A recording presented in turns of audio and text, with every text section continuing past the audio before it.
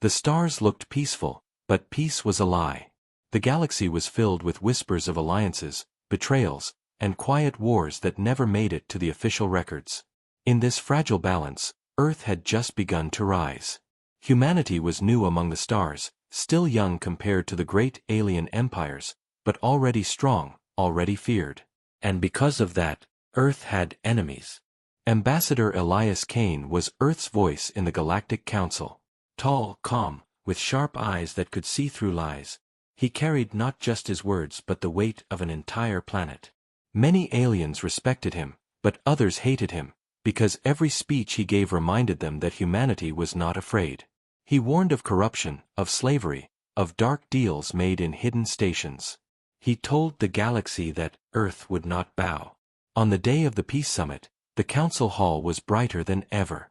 Hundreds of species gathered, their banners floating in the air. It was supposed to be the beginning of something greater, a treaty that could end centuries of silent conflict. Humanity had sent Kane to sign it. He stepped onto the stage with quiet pride, carrying a simple tablet with Earth's seal. The world watched the broadcast, billions of humans holding their breath. And then it happened. The lights flickered. A sound cut through the hall, a high-pitched whine that didn't belong to any translator or machine. Kane froze for a second, his instincts screaming. Then the shot came. A beam of light burned through his chest. The hall erupted in chaos. The camera drones caught everything. Kane's body fell slowly, his eyes wide with shock. Aliens screamed. Guards rushed forward too late. The assassin was gone before anyone could stop him, vanishing into the shadows of the hall. Humanity's diplomat was dead. The broadcast cut across Earth in real time. Billions saw the fall. Children, families, soldiers, all of them watched helplessly as their voice in the stars was silenced. There was no chance to hide it, no time to control the story. The image of Kane's last breath was burned into every human mind. At first, there was silence. Then came the fury. On Earth, cities shook with protest. Crowds filled the streets, demanding justice. The government tried to calm them, but rage was louder than speeches. In space, fleets that had only been on patrol went to full battle readiness. Generals who once spoke of caution now spoke of war. Humanity had been patient for years, careful not to start fights with older powers. But patience had ended with one shot. The council released statements of sorrow, promising investigation. They claimed the assassin was an extremist, a lone killer, not tied to any government. But humans did not believe it. The angle of the shot, the position of the guards, the way the assassin escaped, it all looked too clean, too planned. Someone powerful had wanted Kane dead. On the third night after the assassination, Earth's leaders gathered in the war chamber, a secure command bunker deep beneath the Atlantic. The president sat at the center, surrounded by generals, admirals, and intelligence chiefs. The air was heavy. No one touched their drinks. The president finally spoke. They killed our voice. They thought we would stay silent. They thought fear would break us. Her hand struck the table. They are wrong. From this day, Earth answers not with words, but with fire. Admiral Rourke leaned forward. His voice was steady, but his eyes burned. The fleets are ready. The legendary fleet has waited too long. With your command, we unleash it. The room was silent for a long moment. Then the president gave the order. Do it. Across Earth's orbit, hidden beneath layers of secrecy, ships began to awaken. They were not patrol craft, not ordinary warships. These were legends, vessels built in silence, tested in secret, feared even by those who had only heard rumors of them. Ships with armor thicker than fortresses, weapons that could split moons, engines that could cross light years in days. The legendary fleet. As the first engines roared to life, Earth's message was sent across the stars: humanity does not forgive. Humanity does not forget. To assassinate our diplomat is to declare war. Alien worlds trembled when they received the broadcast. Some cheered in secret, hoping humanity would shatter the Council's corruption. Others panicked, knowing Earth's rage could consume them too. In the shadows of the galaxy, the true killers smiled. They had wanted this war. They had planned for humanity to strike in anger. But what they had not planned, what they could never have understood, was that when Earth fights, it fights to the end. And now, the end had begun. The galaxy thought humanity would hesitate. They believed Earth's anger would burn quickly, like fire in dry grass, loud but short-lived. They had no idea what was coming. The legendary fleet did not rise like a parade. It emerged like a storm. Massive hangar doors hidden beneath the seas opened. From the Pacific Trench to the Arctic ice, ships rose through water like shadows of titans. Cities looked up as the sky filled with thunder. Children pressed their faces against windows as engines brighter than the sun lit the heavens. Humanity had always told stories about gods of war. Now, they had built them. Each ship carried a name whispered across centuries of human struggle. Spartacus, Boudica, Ragnar, Joan of Arc Yamato, Hannibal. They were not just steel and circuits. They were symbols of defiance forged into weapons. Every hull carried the history of humanity, every cannon was a promise of vengeance. But war was not declared with fleets alone. The first move came in silence. Deep in the void, on the edge of alien space, an Earth stealth ship watched a convoy belonging to the Zurani Dominion, a species rumored to have ties to the assassination. The Zurani ships moved slowly, confident in their escort of frigates. They did not know the human vessel Phantom was stalking them, invisible in the dark. On board the Phantom, Captain Isla Voss watched her crew with steel in her eyes. She was young for her rank, but her reputation was already legend. Calm under fire, merciless against enemies, she had been chosen for this mission because hesitation was not in her nature. "The order is clear," she told her crew. "No survivors.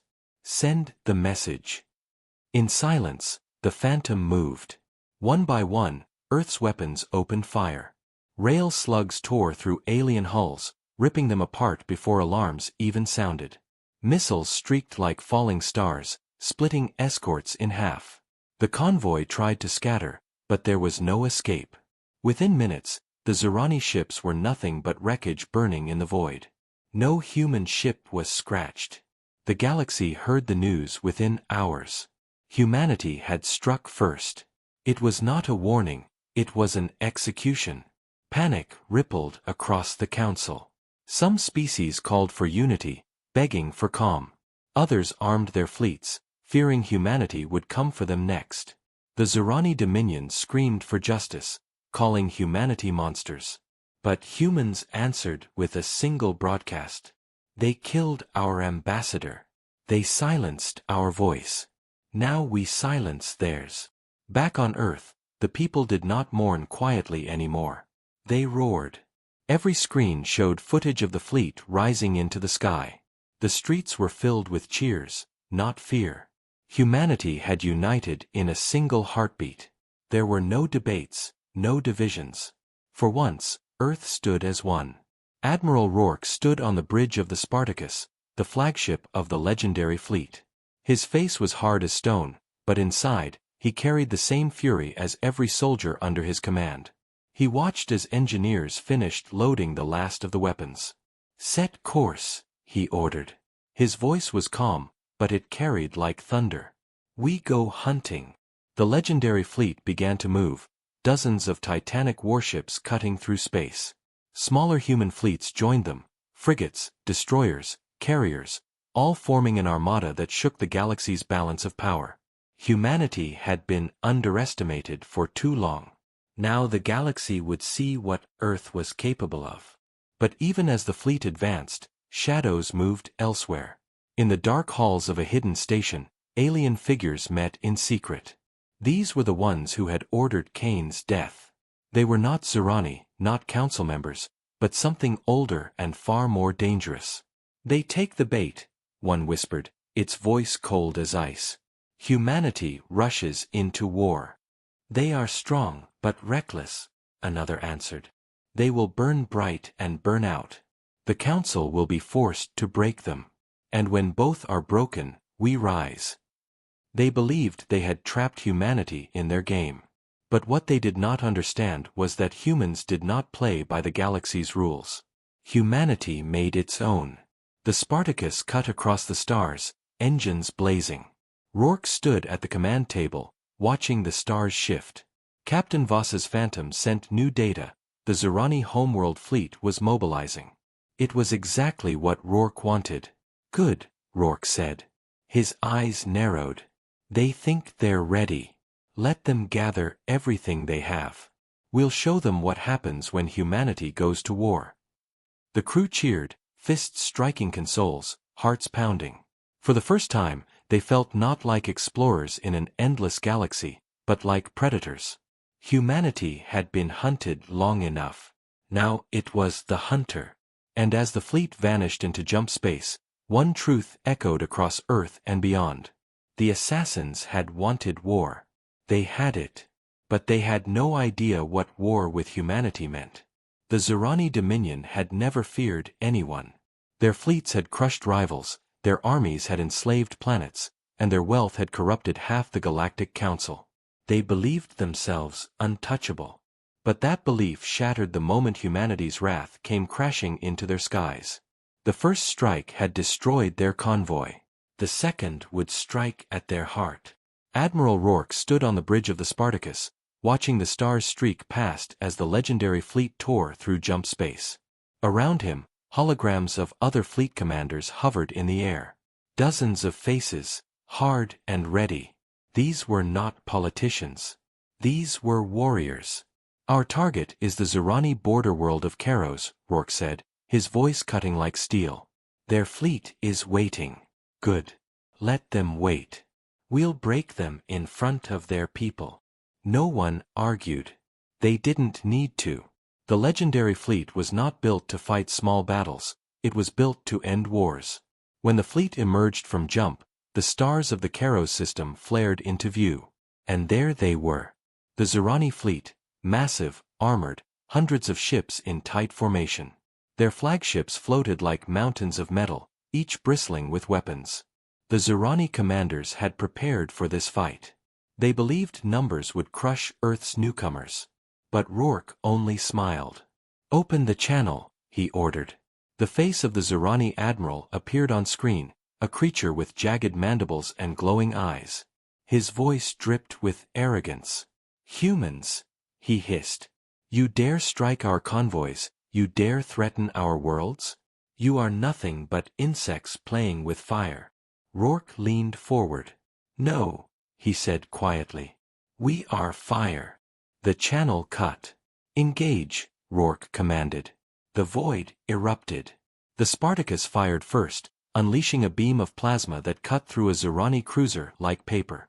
The Yamato followed with a rail salvo that shattered enemy shields. Missiles streaked in swarms, lighting the black with fire. The Zerani fleet answered, blasting with energy cannons and torpedoes, but humanity's armor held. The legendary fleet advanced like a wall of iron.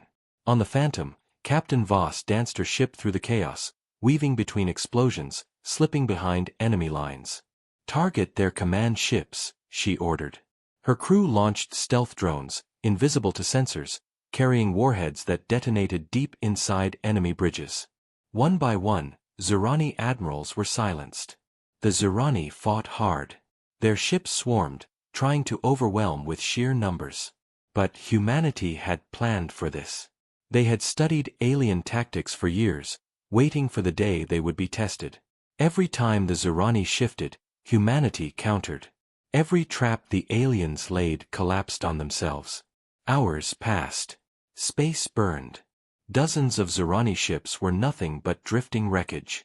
Humanity lost some vessels too, but the legendary fleet never faltered.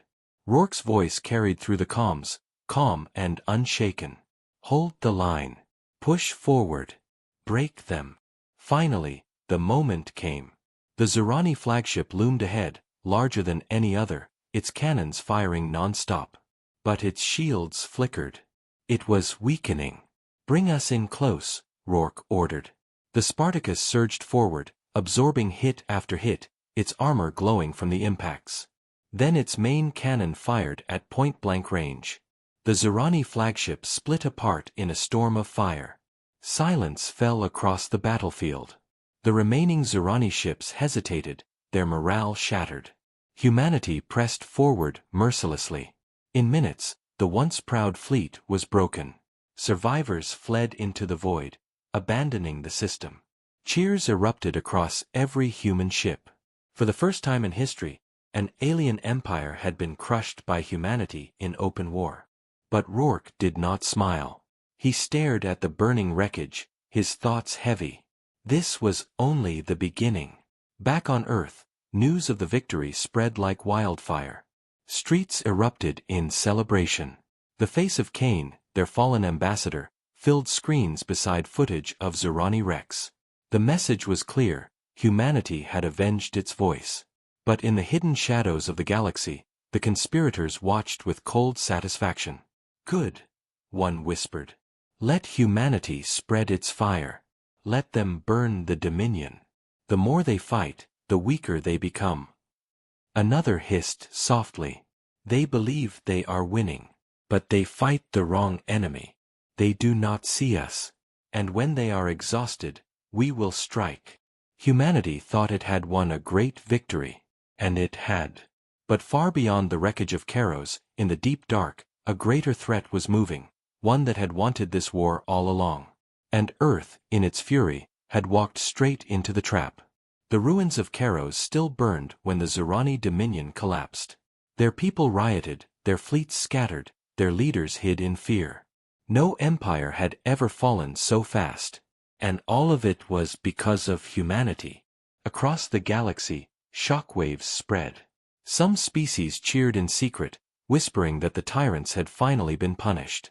Others trembled, terrified that Earth's fury might turn toward them next. The council called for restraint, for peace, for talks, but no one was listening anymore. Humanity had tasted victory, and the galaxy had tasted fear. But far away, in the darkness beyond council space, another power stirred. The conspirators who had planned Kane's assassination gathered once more in their hidden fortress. They were not like the Zerani. They were older, colder, patient as stone. "They fall as expected," one of them whispered, its form shifting like smoke in the dim light. "The humans destroy the Dominion. The council grows weaker. The balance breaks."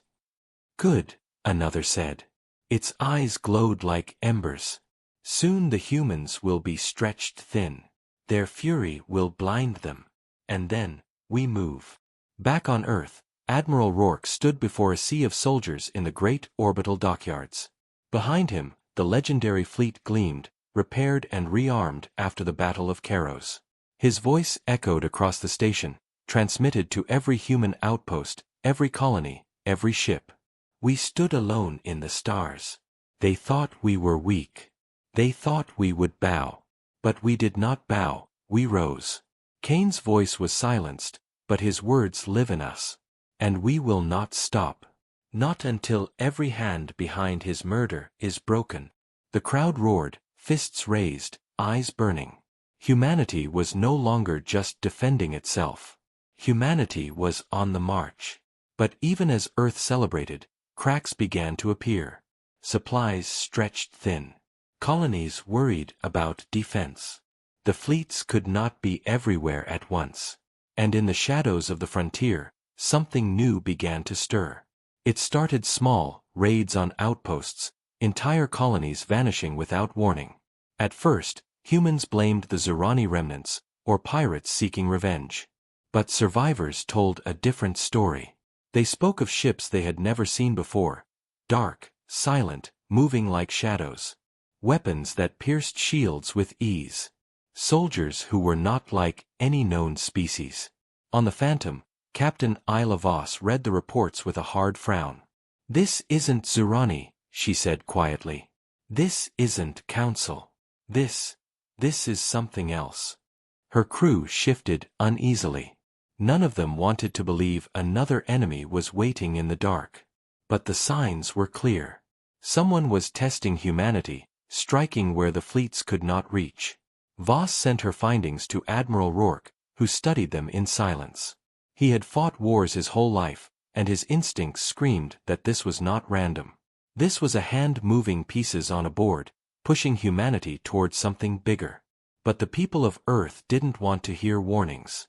They wanted vengeance. Politicians demanded the fleet push deeper into alien space, to strike anyone who stood against them. The public cheered every new victory, blind to the shadows closing in. One night, as the Spartacus crossed into deep space, Rourke stood alone on the observation deck, watching the stars. His second-in-command approached quietly. "You don't celebrate like the others," she said. Rourke shook his head. "Because I know this was too easy. The Zirani were strong, yes. But they broke too quickly. Someone wanted us to crush them. Someone wanted us to go to war." His words hung heavy in the silence. For the first time, even he wondered if humanity had been led by its own fury into a trap. But before he could act, the trap snapped shut. The warning came from a distant mining colony near the rim. A frantic signal, cut short mid-scream. By the time a patrol arrived, the colony was gone. Not destroyed. Gone.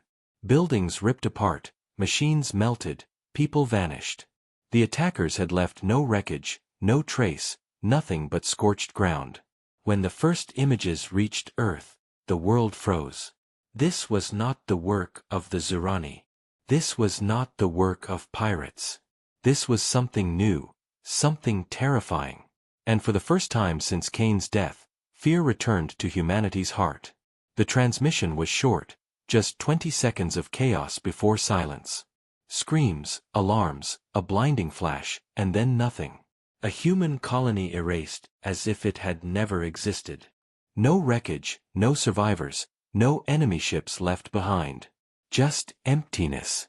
Across Earth, people watched the footage in horror. For weeks they had celebrated victories, proud of every alien ship destroyed. But now the cheering stopped. For the first time since Kane's assassination, humanity was afraid again. On the Spartacus, Admiral Rourke stood at the center of the war room. The hologram of the destroyed colony flickered before him. His officers waited, tense, as he studied the data. "This isn't Zirani," Rourke said finally, his voice low. "This isn't the Council either. Whoever did this, they wanted us to see it. They wanted us to know they can reach us." Captain Isla Voss, patched in from the Phantom, crossed her arms. "So they hide while we bleed ourselves against the Dominion. They strike where we're blind, and we can't even name them. That's not war, that's theater. Then we pull back," one of the admirals suggested. "We defend Earth and the colonies. Stop chasing ghosts." Rourke's eyes hardened. "No. That's what they want. They want us cornered, trapped in fear. We don't retreat, we hunt." But even as he spoke with steel, doubt gnawed at him. Humanity was strong, yes. But they were still young in the galaxy. What if this enemy was older, sharper, waiting for the perfect moment to strike? The answer came sooner than anyone expected. 3 days later, another colony went dark. This time, a listening post recorded the attack. Black ships slid out of the void, their hulls swallowing light. They moved in silence, without signals, without heat. Energy beams cut through defenses like paper. Human marines fought to the last breath, but their weapons barely scratched the attackers. In less than 10 minutes, the colony was ash. When the footage reached Earth, the debate exploded. Politicians shouted in panic. Some demanded humanity withdraw all fleets to defend its own borders. Others demanded an even greater war, to burn every alien world until the true assassins revealed themselves. But the people didn't want speeches. They wanted answers. Who had killed Kane? Who was now killing their families in the dark? Rourke gathered his commanders again. His voice was calm, but the fire in his eyes was undeniable. "We are fighting shadows. But shadows leave trails. Captain Voss, you'll take the Phantom and track them. Follow every signal, every trace, until we know who they are. The rest of us," he turned to the fleet, "we hold the line. If they strike again, we'll be ready. Voss saluted, her jaw set. She lived for missions like this. Impossible, dangerous, the kind others refused. "I'll find them," she promised. As the Phantom slipped into the black, whispers spread across the galaxy. Some claimed the attackers were an ancient race, long forgotten. Others said they were machines, born from some dead world, hunting flesh. A few even whispered they were the Council itself, playing a game too dark to admit. But on Earth, one truth rose above all: humanity had not chosen this war, but it would finish it. Rourke stood on the Spartacus's bridge, watching the fleet prepare. Crews loaded weapons, engineers repaired armor, soldiers prayed or sharpened knives. The legendary fleet was tired, stretched thin, but still unbroken. He thought of Kane, of the way the ambassador had fallen with no warning, one life cut short to start this fire. He thought of every human now lost in the void. And he swore silently, "Whoever you are, whatever you are, we will find you.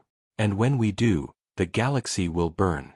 Far beyond the fleet, in the hidden fortress of the conspirators, the shadowy figures watched the reports. "They see us now," one whispered, its voice like grinding stone. "Good," another answered. "Let them chase us. Let them exhaust themselves. Humanity thinks it hunts, but it is the prey." But what they did not understand was that humanity had been prey before, on Earth itself, in every age of history. And every time, it had risen sharper, stronger, deadlier. Now, the prey had teeth. And soon, the hunters would learn what it meant to provoke a species that refused to die. The Phantom drifted in silence. No lights, no signals, no sound but the soft hum of its engines. Captain Isla Voss stood at the forward glass, staring into the void. For days, her ship had chased shadows, strange energy trails, flickers of movement in the dark, fragments of signals too faint to belong to any known species. Every lead ended in silence. Every hunt turned to emptiness. But tonight was different. Tonight, the shadows moved. "Captain," her sensor officer whispered, voice trembling. "We have something. Bearing 321. Faint, but it's there." On the screen, a black shape shimmered against the stars. Too smooth, too silent, its surface drinking the light around it. A ship, but nothing in any database. "Maintain cloak," Voss ordered. Her voice was calm, though her heart hammered. "Follow at distance. No signals. No mistakes." The Phantom stalked the stranger, drifting through an empty system where no one should have been. The black ship glided toward a dead moon, its surface cracked and lifeless. And then, without warning, the moon itself opened. A hidden hangar yawned wide, swallowing the ship whole. The crew of the Phantom froze. "My God," one whispered. "It's not a base, it's a fortress." Inside the hollow moon, sensors revealed hundreds of black ships docked in silence. Factories hummed in the darkness, building more with relentless precision. And deeper inside, strange towers pulsed with energy, unlike any technology humanity had ever seen. Voss's eyes narrowed. She had her answer. Whoever had killed Kane, whoever had destroyed the colonies, they were here. "Record everything," she ordered. "Then send it home. Earth needs to see this." But the shadows had been watching too. An alarm screamed. On the screens, dozens of black ships detached from their docks, turning as one toward the intruder. Their movements were too sharp, too perfect, like predators smelling blood. "They see us," the helmsman shouted. "Evasive," Voss barked. The Phantom leapt forward, cloak straining, weaving between asteroids as the black ships gave chase. Beams of pale light cut past them, burning craters into rock, slicing debris in half. The Phantom twisted, dove, vanished behind shadows, but the hunters never slowed. "Send the data," Voss ordered. Her comms officer's fingers flew. Packet transmitted, heading for Earth relay now. The ship rocked as a beam grazed its shields. Systems flickered. Voss gritted her teeth. "We're not dying here. Not until Earth knows who we're fighting. Push engines, everything you've got." The Phantom roared through the void, slipping past the hunters, barely escaping into jump space. The crew collapsed in their chairs, shaking, but alive. Behind them, the black ships vanished back into their hollow moon, patient, waiting. Back on Earth, the transmission reached Admiral Rourke. He watched the recording in grim silence, the hollow moon, the fleets of black ships, the alien towers pulsing with strange light. Around him, commanders muttered in shock, some pale with fear. "They've been building this in secret," one whispered. "For years. Maybe centuries." Rourke's jaw tightened. "This is no rogue group. This is no council trick. This is something older. Something patient. And now, it's awake." The President herself watched from the chamber's high seat. "If they built fleets this size in silence," she said softly, "how long until they come for us?" Rourke answered without hesitation. "They already have." He turned to the commanders. "Prepare the fleet. All of it. The Zirani War is over. The real war is here." But in the shadows of the galaxy, the conspirators smiled. "Good," one hissed. "They have seen us. They will come. And when they arrive, we will break them. Humanity will burn, and their fire will light our rise." Back aboard the Spartacus, Rourke looked out over the stars. He thought of Kane's murder, of the Shadow War, of every human life lost. At last, the truth was clear. Kane had not been killed to silence Earth. He had been killed to draw Earth into war, to blind them to the real threat until it was too late. But humanity was not blind anymore. "Signal the fleet," Rourke said, his voice steady as iron. "We set course for the hollow moon. If they want war, we'll give them one. And this time, we don't stop until every shadow is gone." The legendary fleet turned, engines flaring, weapons ready. Humanity was marching into the jaws of a hidden enemy older and darker than any empire. And the galaxy held its breath, waiting for the storm. The hollow moon waited in the dark like a predator's mouth. From the outside, it was lifeless, a broken rock floating in silence. But inside, death waited, hundreds of black ships, weapons that could melt continents, and a power older than the Council itself. The legendary fleet arrived in formation, engines burning bright against the void. The Spartacus led at the center, its massive cannons glowing with charge.